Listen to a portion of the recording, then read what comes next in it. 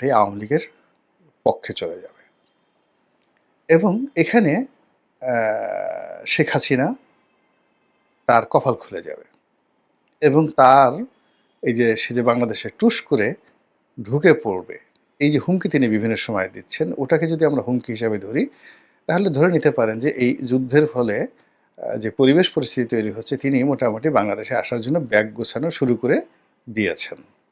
কেন এবং কিভাবে সেই বিষয়টা নিয়ে আলোচনা করব। আপনারা জানেন যে আমাদের এই দেশে কওমি লাইনের যারা আলেম ওলামা রয়েছেন, মানে হেফাজতের আলেম ওলামা রয়েছেন, এদের মধ্যে স্পষ্টতই দুটো ভাগ আছে। সবচেয়ে শক্তিশালী যে ভাগটি মাওলানা আহমেদ শফির নেতৃত্বে ছিলেন এবং তার সন্তান, তিনি মারা যাওয়ার পর তার সন্তান এবং অন্যান্য যারা আছে, মুফতি ফয়জুল্লাহ থেকে শুরু করে যারা আছেন, যারা অর্গানাইজড, যাদের অর্থ আছে এবং যাদের জনবল আছে, তারা সবাই প্রো আওয়ামী লীগ।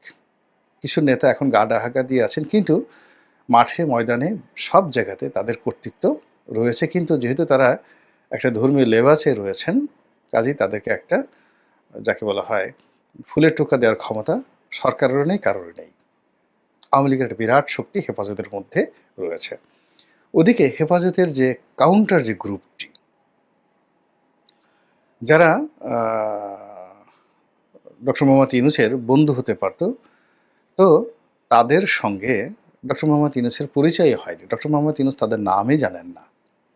যারা আওয়ামী লীগের বিরুদ্ধে দীর্ঘদিন লড়াই এবং সংগ্রাম করেছে, একেবারে তাদের নামও এখন পর্যন্ত জানেন না।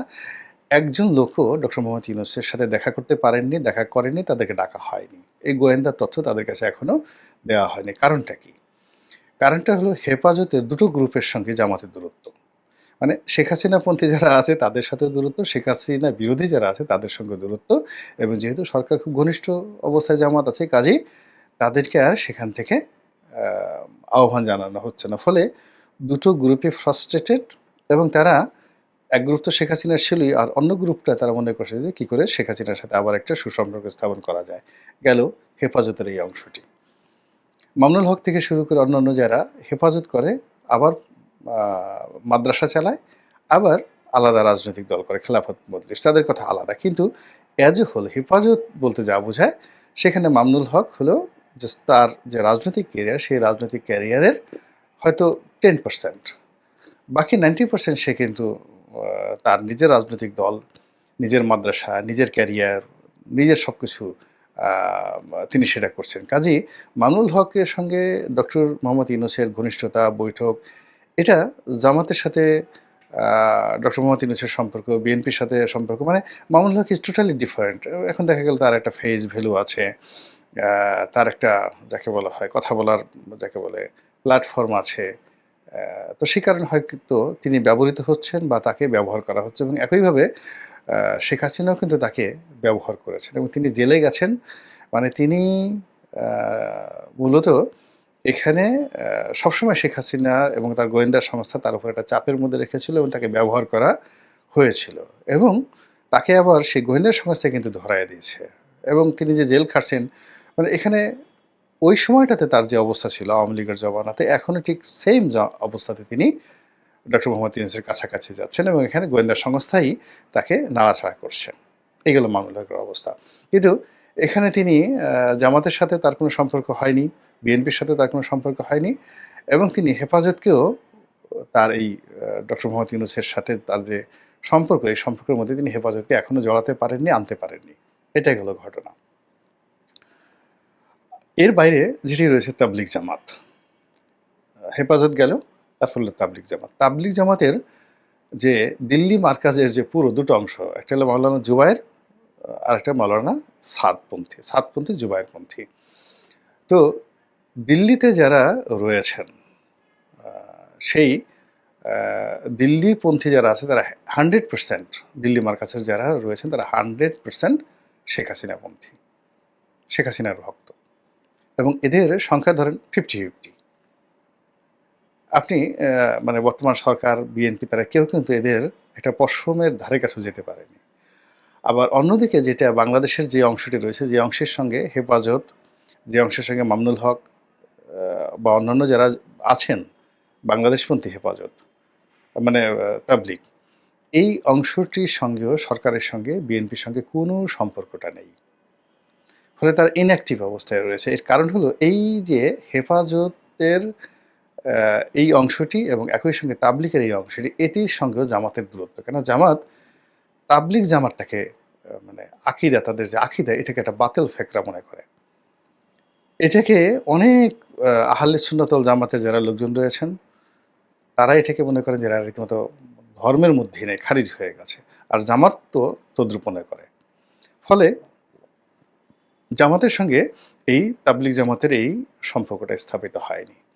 ফলে যে এখানে যে বিভেদের মধ্যে একটা অংশ শেখ হাসিনার হাতে আছে তাবলিগের, আরেকটি অংশ নিষ্ক্রিয় হয়ে বসে আছে। এই গেল অবস্থা। ফলে কি হলো? এই যে দেখেন যে ইসরায়েলের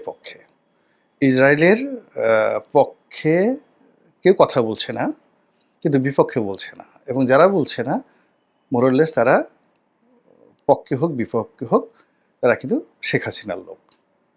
বিশেষ করে যারা সুন্নি ঘরানার আলেম ওলামা, তাদের 90%ই প্রো শেখ হাসিনা। তাহলে এখন সুন্নি ঘরানার মানে জামাত যদি ১০০ জন করে, আপনি ধরে নেন ২০০ জন সুন্নি ঘরানার আলেম ওলামা রয়েছে।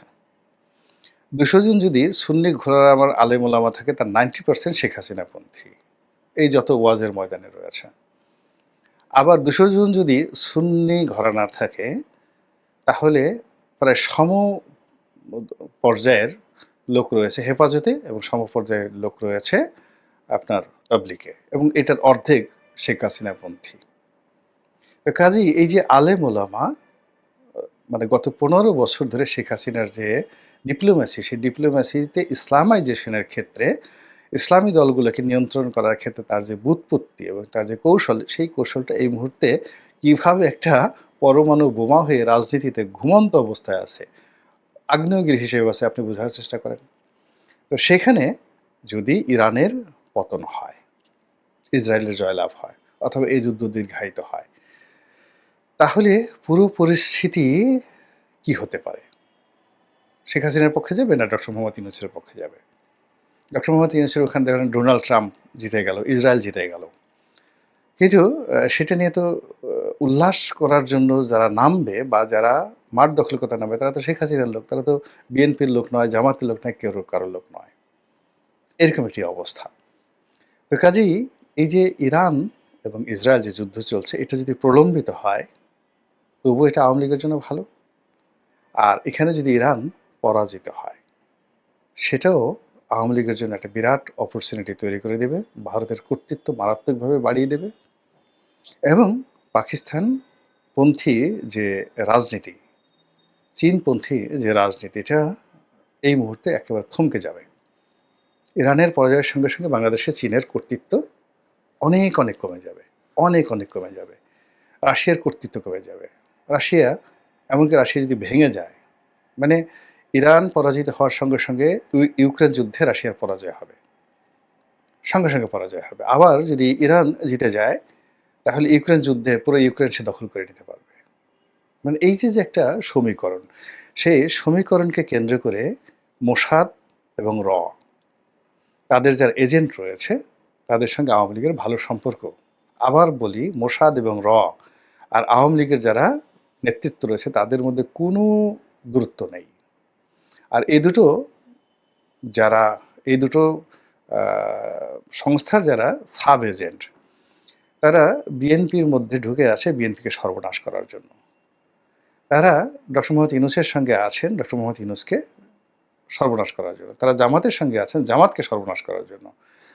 এবং মোসাদ কখনো আওয়ামী লীগের বাইরে অন্য কাউকে ফিল্ড দেবে না। এবং এই যে একটা হ্যাফহ্যাজার্ড অবস্থা, এই হ্যাফহ্যাজার্ড অবস্থার মধ্যে আপনি দেখেন যে আপনি কোথাও কানেক্টিভিটি তৈরি করতে পারছেন না। ২৪ ঘন্টার জন্য কোথাও একটা শান্তিপূর্ণ অবস্থান তৈরি করতে পারছেন না। সরকারের কোনো একটা কমান্ড কাজ করছে না। সব জায়গাতেই ঘিরিঙ্গি লেগে যাচ্ছে, প্যাচ লেগে যাচ্ছে। এর অর্থ যে গুরুত্বপূর্ণ যে জায়গাগুলো, সেই জায়গাগুলোতে এমন কেউ নিয়ন্ত্রণ করছে, যে নিয়ন্ত্রণের ক্ষমতা অনেক অনেক বেশি। আপনি চিন্তা করেন, মোসাদ